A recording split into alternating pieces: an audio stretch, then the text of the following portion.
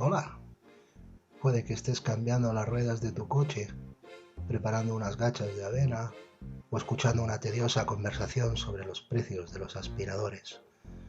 Si estás ahí, te doy la bienvenida a la Rapacalia, un espacio de medios modestos, casi absurdo, y sin temática definida, pero con una única y firme intención, que olvides tu soledad mientras escuchas las cosas que salen de mi cabeza. En cambio, he preparado café y pastel de zanahoria. Afuera está nevando y solo faltas tú. Vamos, ven. Hola, ¿cómo estás? Gracias por venir una semana más a la Rapacalia. Siéntete como en casa. Quien te habla es Gonzalo Zalaya. La semana de últimos de mayo, la verdad es que ha estado haciendo un tiempo extraordinario y hemos decidido hacer una barbacoa con los vecinos y tal. Hoy ha sido estupendo, ¿eh? Pero cuando he empezado a hablar sobre seguros del hogar y tipos de cortacésped, he utilizado el infinito poder de la Rapacalia para llevar mi esencia, mi espíritu muy lejos, tan lejos que casi me pierdo. Menos mal que mi amigo Rackmoon el Inuit, que con un rápido redoble de su tambor ha atrapado mi espíritu a tiempo, o en ese vagar me habría acabado transformado en un copo de nieve o en un rayo de sol. Sí, aquí estoy ahora, en algún lugar de Nunavut en el Ártico. Bienvenidos a la Rapacalia, donde os hablaré un poquito de los Inuit y de su milenaria cultura. Y sin embargo, solo existe algo verdaderamente grande, lo único grande: vivir para ver, en los refugios, en las travesías, el despertar del gran día y la luz que inunda el mundo. Viejo proverbio Inuit. Donde tú y yo solo vemos hielo, un horizonte blanco inabarcable, mi amigo Rackmunk ve un mundo tan delicado de matices que nuestro corazón estallaría de felicidad si pudiéramos acaso comprenderlo. Donde tú y yo solo vemos el frío, el viento y la soledad, él se siente rodeado de los espíritus del mar y del aire, y de los guardianes que vigilan a su gente desde que nuestra andadura como especie comenzara.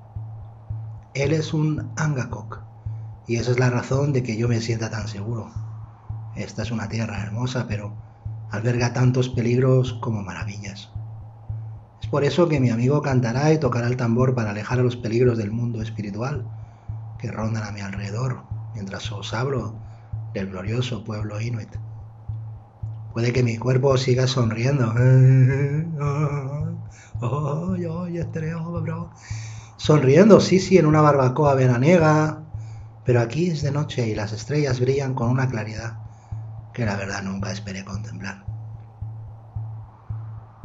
En las frías y desoladas tierras que rodean el Polo Norte, un singular pueblo humano tiene su hogar.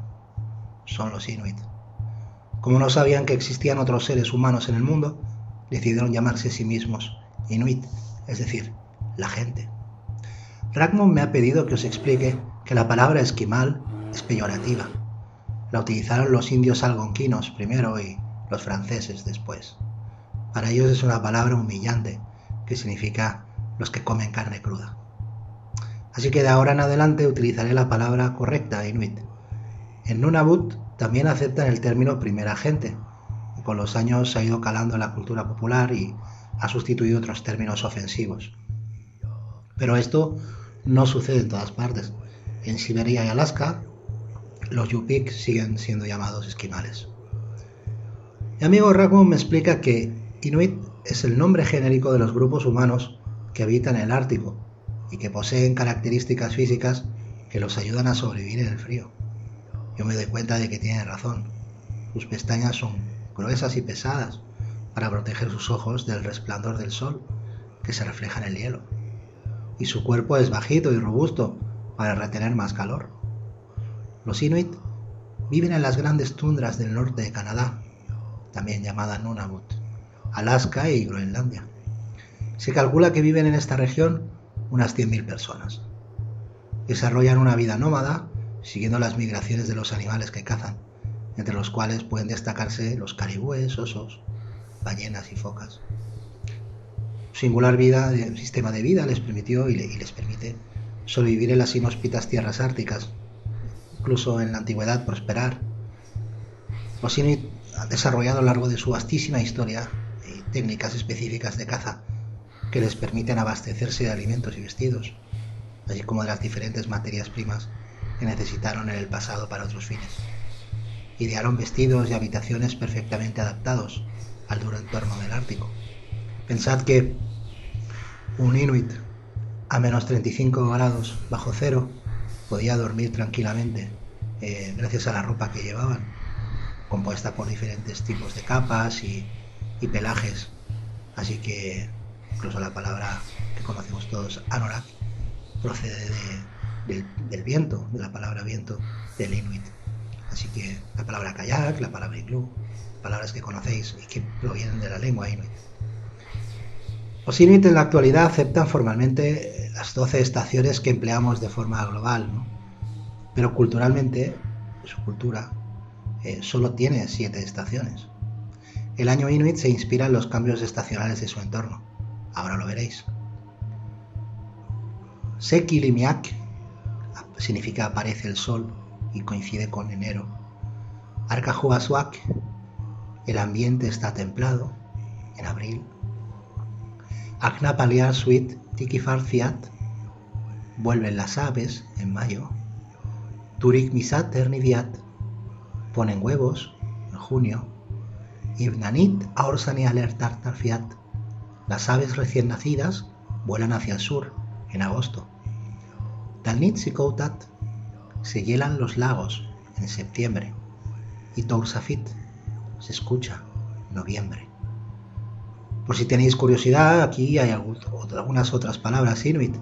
Por ejemplo, Nanok, oso, Kringmek, perro, Oubek, morsa, Mana, ahora, Iglu, casa, Siko, hielo, Anori, viento, Okorto, caliente, Anarniatok, bueno, Puise, foca, Amarok, lobo, Teriangninaz, zorro, Ublume, hoy, Nuna, tierra, Kamutit, trineo, Aput, nieve, Ise, frío, Aharpok, malo.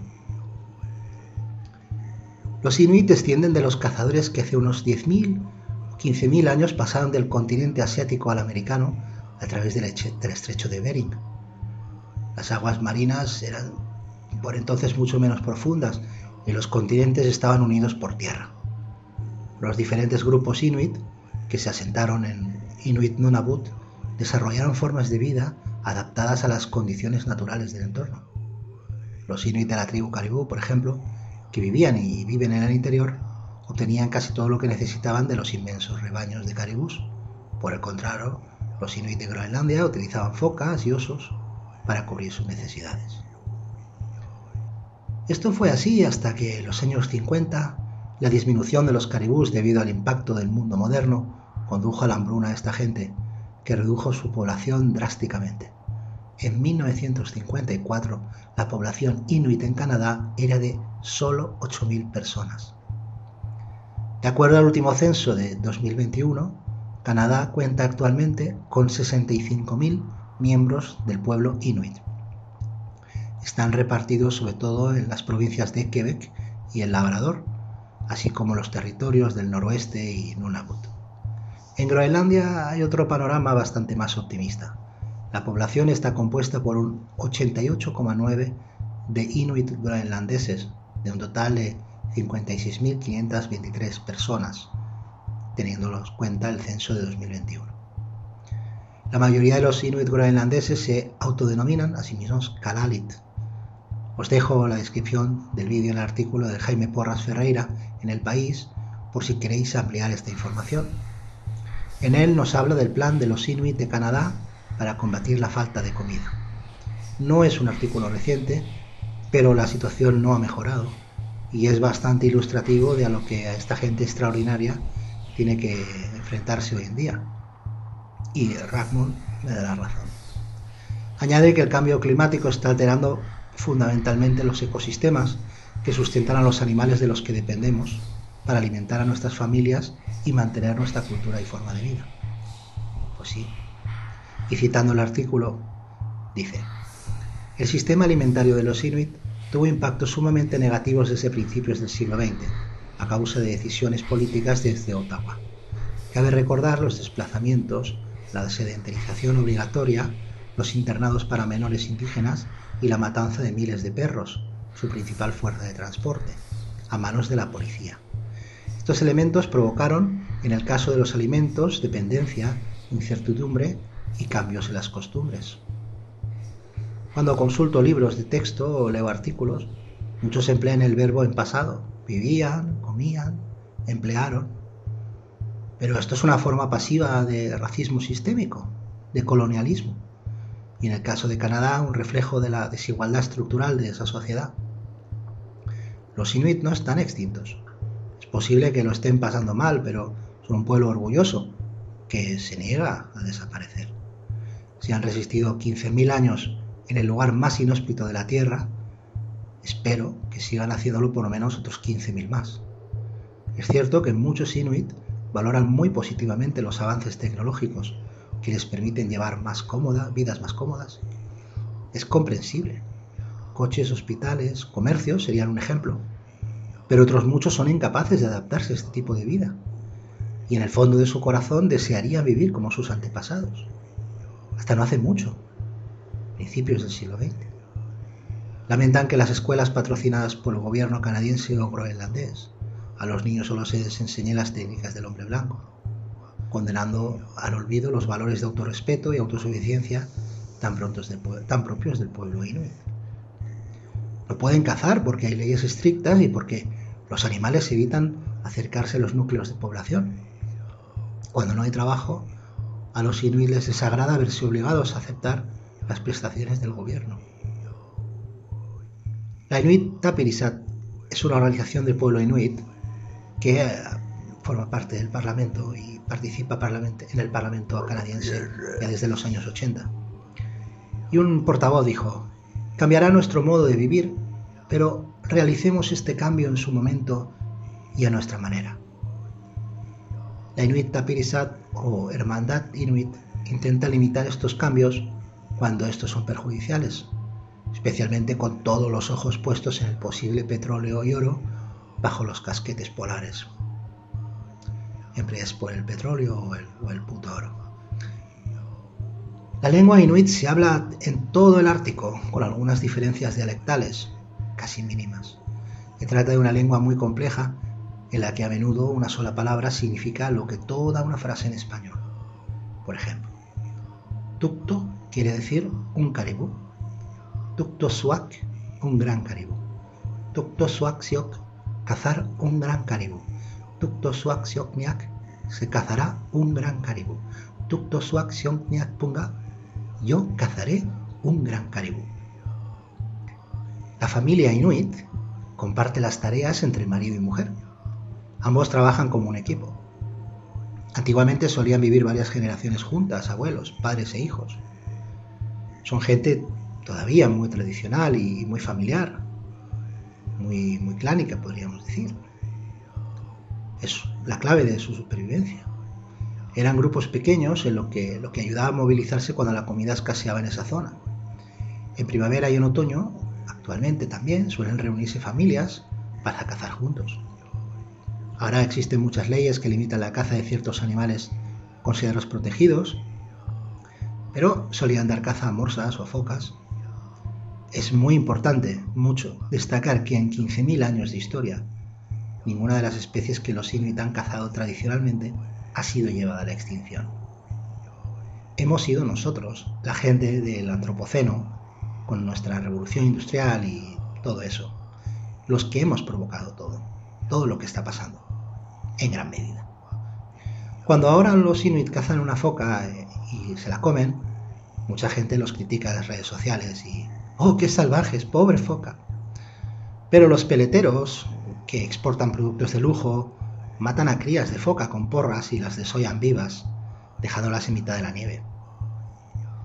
O cuando en las Islas Faroe, por ejemplo, bajo el gobierno danés, se masacran cientos de delfines cada año, nadie dice nada o lo defiende como tradición. Es una tradición. Por si no sabéis, la gente de las Faroe atrae a los delfines con crías anualmente, que llaman a sus madres, o incluso ahora con grabaciones, para atraparlos en la bajamar y arponearles o machacarles la cabeza con un martillo especializado para eso. Lo consideran un rito de tránsito y después se comen ciertas partes del delfín.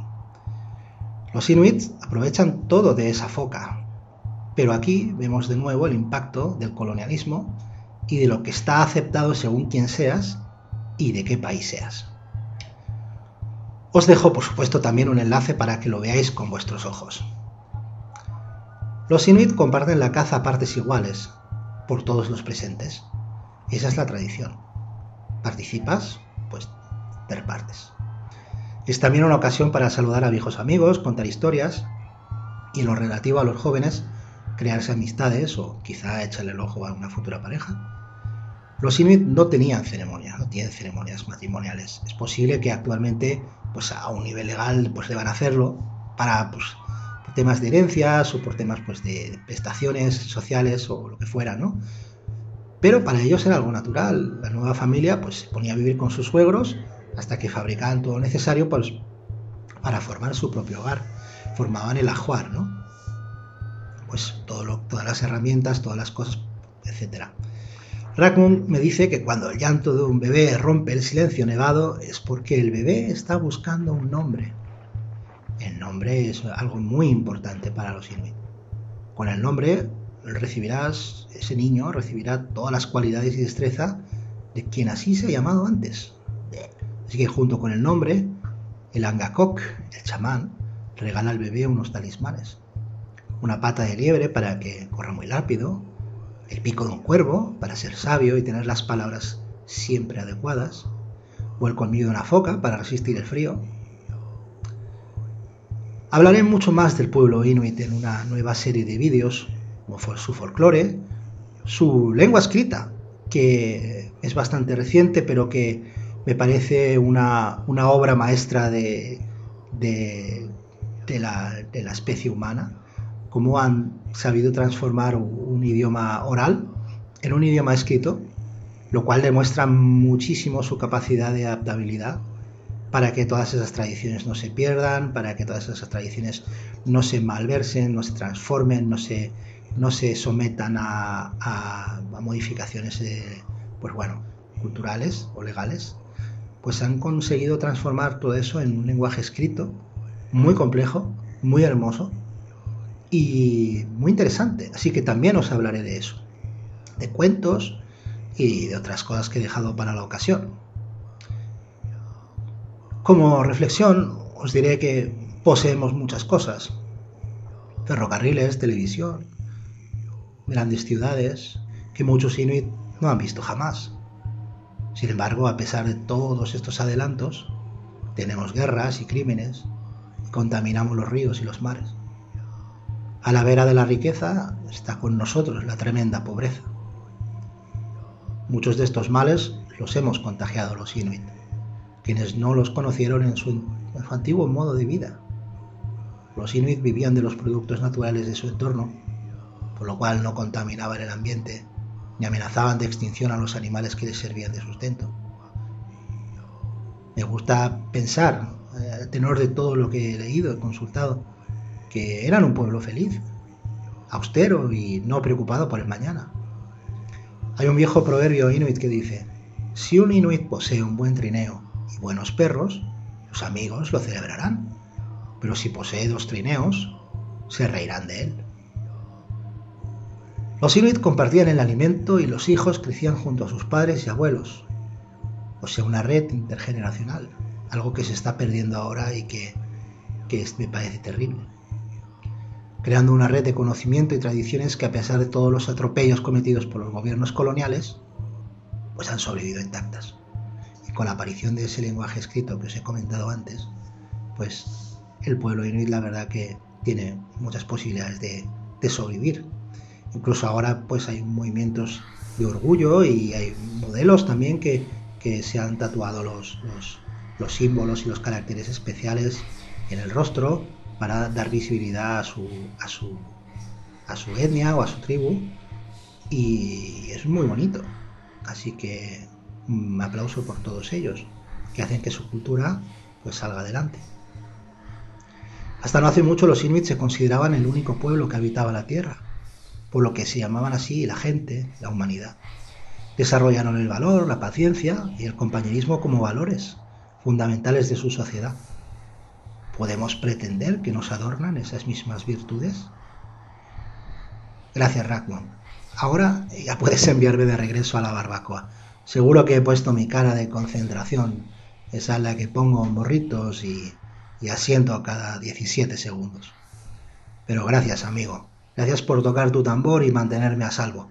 Regresaré y hablaremos de los seres mágicos de Nunavut. Hasta pronto. Y a vosotros, un fuerte abrazo. Nos vemos pronto en la siguiente Rapacalea. La verdadera sabiduría se encuentra lejos de donde habita el hombre, en las vastas soledades, y solo puede conseguirse por el sufrimiento. El sufrimiento y las privaciones son las únicas cosas que permiten a la mente del hombre acceder a lo que se oculta a sus congéneres. Ihurga Huk, poeta y chamán caribú, 1922. Y hasta aquí el tiempo de hoy, pero espero verte pronto de nuevo. Si en esas noches largas, si mientras paseas por una playa hermosa te apetece escucharme, aquí me encontrarás. Te guardo el sofá y no hace falta que avises, habrá pastel. Y si no te gusta, pues se lo damos al gato. La dama te guarde.